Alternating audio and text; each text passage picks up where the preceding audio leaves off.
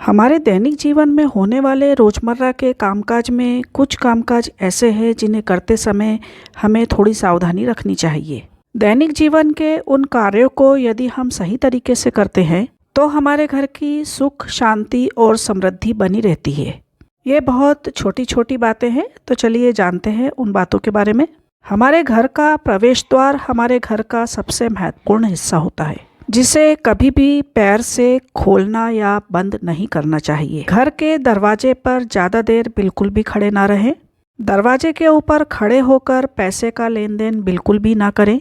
दरवाजे के ऊपर बैठकर खाना पीना बिल्कुल भी नहीं करना चाहिए। घर के प्रवेश द्वार से हमारे घर में लक्ष्मी प्रवेश करती है और यदि हम इन बातों का पालन नहीं करते हैं तो लक्ष्मी हमारे प्रवेश द्वार से वापस चली जाती है। झाड़ू लगाने के बाद झाड़ू को कभी भी खड़ा नहीं रखा जाना चाहिए। साफ सफाई करने के बाद झाड़ू को तरीके से नीचे रखना चाहिए, पटकना बिल्कुल नहीं चाहिए।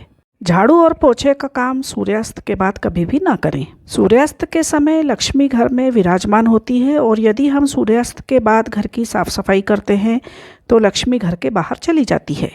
कई महिलाओं की आदत होती है बालों का गुच्छा घर में इधर उधर फेंकने की। घर में बाल इधर उधर फेंकने से पूरे घर में बाल फैल जाते हैं। इसका सीधा प्रभाव घर की सुख शांति पर पड़ता है।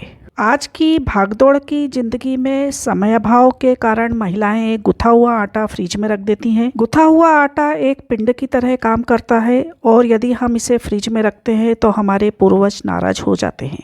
हमारे पूर्वज यदि खुश रहते हैं तो हमारे घर की सुख शांति बनी रहती है। सुबह और शाम घर में दिया अवश्य जलाया जाना चाहिए।